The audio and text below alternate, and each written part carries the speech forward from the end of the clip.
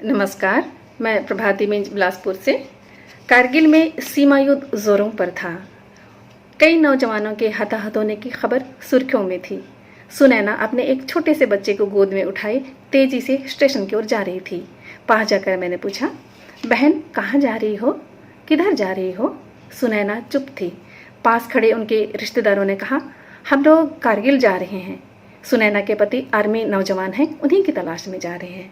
सुनकर मैं हैरान, ये तो ठहरे ग्रामीण लोग, इनको बताएं कि वहाँ की हालत इन दिनों कैसी है। लेकिन आप लोग वहाँ जाएंगे कैसे, कैसे ढूंढेंगे? जिनकी तलाश में जा रहे हैं वो इन दिनों ना जाने किन हालातों में। नहीं नहीं, उन्हें कुछ नहीं हो सकता, वे कहीं भी ना कहीं ठीक ही होंगी। सुनैना अचानक बोल पड़ी। थोड़ी खामोशी के बाद मैंने कहा, अच्छा एक काम करो, आप लोग अपना फ़ोन नंबर दे दीजिए और मेरा फ़ोन नंबर भी रख लीजिए। ज़रूरत होने पर ज़रूर मुझे फ़ोन कीजिएगा। कई दिन, महीने, साल गुजर गए, लेकिन सुनैना की तरफ से कोई खबर नहीं आई। तो एक दिन मैंने ही उन्हें फ़ोन किया। हेलो सुनैना, कैसी हो, पहचाना मुझे? मैं वही स्टेशन वाली बहन। जी कौन? अरे हाँ, याद आया। कहाँ हो सुनैना, कारगिल से कब आई? जी दीदी, हम लोग आ गए हैं वापस और आपके भैया भी यहीं हैं। अरे वाह, आप लोग आ गए, बड़ी खुशी की बात है। मैं एक दिन आप लोगों से मिलने आऊँगी। जी दीदी, आप लोग ज़रूर आइएगा। सुनैना का गांव पास ही था। हम लोग चल पड़े। थोड़ी पूछताछ के बाद सुनैना का घर मिल गया। चबूतरे के पास तिरंगे के साथ एक प्रतिमा को देखकर मैंने पूछा, ये कौन है? यही तो आपके भैया हैं। प्रतिमा पर लिखा हुआ था, स्वर्गीय देव प्रताप सिंह, कारगिल युद्ध में शहीद अमर नौजवान को नमन। जय हिंद। नमस्कार दोस्तों, मैं डॉक्टर ऋचा यादव आज आपको अपनी एक लघु कथा जिसका शीर्षक है बंटवारा सुनाना जा रही हूँ। आंगनबाड़ी में निरीक्षक के आने से आनंदी बहुत खुश थी। शायद बच्चों के लिए कुछ और सुविधाएं जुटाने की कोई साधन मिल जाए। निरीक्षक महोदय भी उसकी साफ सफाई और कार्यशैली से संतुष्ट नजर आ रहे थे। उन्होंने बच्चों से अकेले में पूछा, बच्चों दीदी रोज दलिया डबल रोटी घर ले जाने देती तो है ना? तुम सब खुश हो ना? तभी मधु ने कहा, साहब दीदी को कहो ना, हमें यही खाने को कहा करे।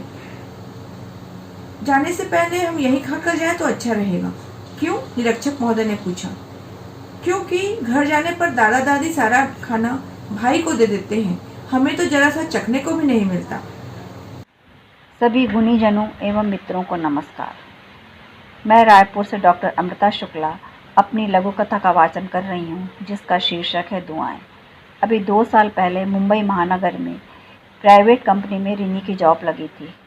प्राइवेट कंपनी में सैलरी तो अच्छी होती है, मगर काम बहुत ज़्यादा हो जाता है। जाने का समय तो निश्चित रहता है, लेकिन आने का कोई ठिकाना नहीं होता। रोज़ की तरह रिनी सुबह ऑफिस के लिए निकली। काम निपटाते निपटाते रात के 10 बज गए। वो ऑटो वाले का इंतज़ार करने लगी। तभी ऑटो मिला और वो उसमें सवार हो गई। तभी उसकी नज़र ऑटो चालक पर पड़ी, जो उम्र दराज लग रहे थे। शायद उनकी उम्र 60-65 के बीच की रही होगी। बहुत देर तक सोचने के बाद रिनी से रहा नहीं गया और उसने ऑटो चालक वाले से कई सवाल पूछ डाले। आप इस उम्र में ऑटो क्यों चला रहे हैं? क्या आपके घर में और कोई मदद करने वाला नहीं है? वैसे आपके घर में कौन कौन है? ऑटो वाले ने बहुत अच्छी तरह से जवाब दिया, सब हैं। एक लड़का, 3 लड़कियां हैं। लड़का अलग रहता है। लड़कियों को पढ़ाने और घर खर्च के लिए ऑटो चलाना पड़ता है, इसी से सारा खर्चा निकलता है। तभी रिनी का घर आ गया। उसने ऑटो वाले को पैसे दिए। ऑटो वाले ने पैसे रखते हुए कहा, रोज़ इतनी सवारियां ऑटो में बैठती हैं, मगर आज तक किसी ने यह नहीं पूछा कि आप इस उम्र में ऑटो क्यों चला रहे हैं। आप बहुत दयालु स्वभाव की हैं। खुदा करे आपको बहुत तरक्की मिले, आपको बहुत शोहरत मिले। रिनी ने धन्यवाद दिया। घर के भीतर आकर वह सोचने लगी कि किसी से बोले गए मीठे 2 बोल दवा का काम करते हैं और उसके बदले में मिलने वाली दुआएं जीवन की शक्ति बन जाती है। धन्यवाद। नमस्कार, मैं डॉक्टर शैलचंद्रा, नगरीय जिला धमतरी छत्तीसगढ़ से। मेरी लघु कथा का शीर्षक है मुआवजा। उस गांव में सड़क चौड़ीकरण का कार्य तेजी से चल रहा था। 4 लेन सड़क के लिए नापजोख किया जा रहा था। नापजोख के लिए मानक पर घर, दुकान या पेड़ जो भी आता, उसे सरकारी कर्मचारी जेसीबी मशीन से तोड़ने में जुट जाते। सड़क किनारे रहने वाले लोगों को सरकारी नोटिस दिया जा चुका था कि वे कहीं और अपना आशियाना ढूंढ ले। सारे लोग हैरान, परेशान और बेहद दुखी थे। उनके सपनों का घर उनकी आंखों के सामने ही तोड़ा जा रहा था।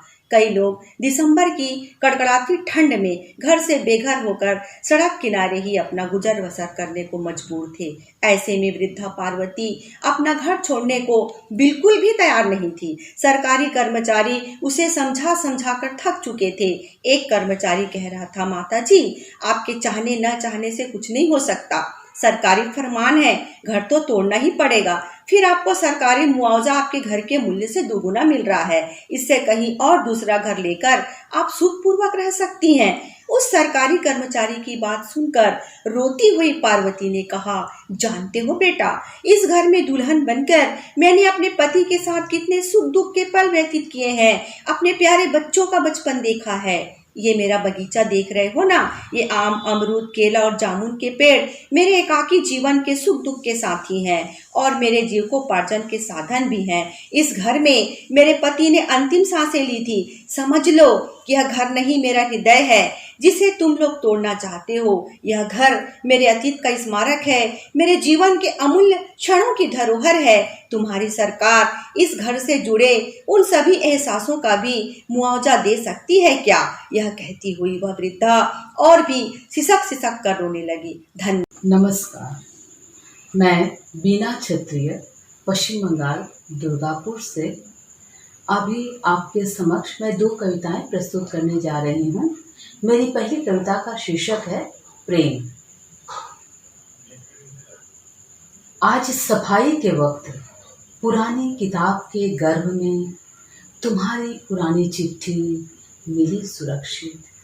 आज सफाई के वक्त पुरानी किताब के गर्भ में तुम्हारी पुरानी चिट्ठी मिली सुरक्षित, जिसमें मेरी पढ़ाई और तुम्हारे स्वास्थ्य की बातों का ही जिक्र था।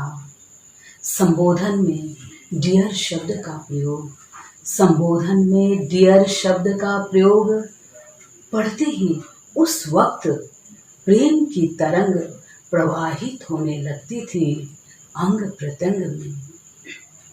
मन रोमांच की कुलांचे भरने लगता था, मन रोमांच की कुलांचे भरने लगता था।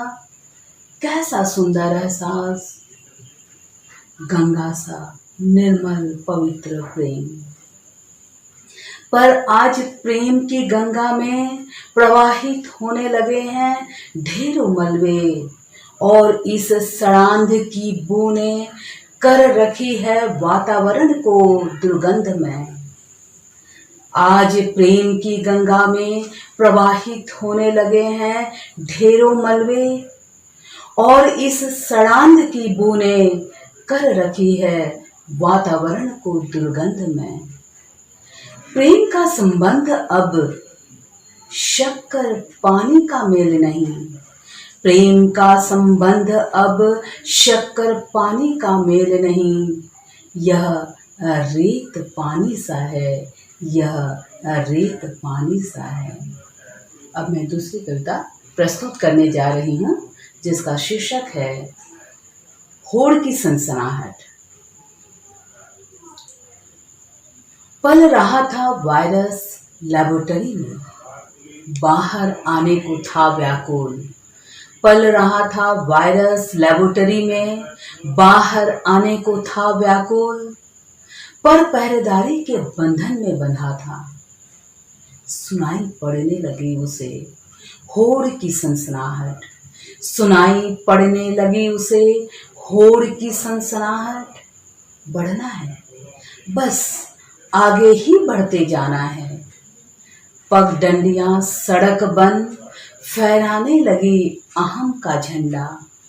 सहजता को मोह पाश में बांधने का रचा जाने लगा प्रपंच। अंतरिक्ष में घर बनाने की प्रबल होने लगी इच्छाएं। किसी तरह कुबेर बनने की उत्कंठा होने लगी बलवती। मनुष्य से मनुष्य की पहचान जैसे आसमान में इंद्रधनुष की हो आयु। मनुष्य से मनुष्य की पहचान जैसे आसमान में इंद्रधनुष की हो आयु। रिश्ते नाते रिश्ते का ही करने लगे कत्ल। नारी अस्तित्व बवंडर के गर्त में डूबता ही चला जाने लगा। नारी अस्तित्व बवंडर के गर्त में डूबता ही चला जाने लगा। बेचारी प्रकृति पर अत्याचार की चलने लगी तलवार, परंतु मौन होकर वार पर वार सहती ही चली। बेचारी प्रकृति पर अत्याचार की चलने लगी तलवार, परंतु मौन होकर वार पर वार सहती ही चली। यह देख वायरस बंधन तोड़ निकल आया बाहर और लगा फैलाने संक्रमण। फिर तो हर तरफ लगी उठने शोक की लहर, फिर तो हर तरफ लगी उठने शोक की लहर। दुनिया का कण कण दुबकने लगे जाड़े की छिपकली जैसे। दुनिया का कण कण दुबकने लगे जाड़े की छिपकली जैसे, जाड़े की छिपकली जैसे। धन्यवाद।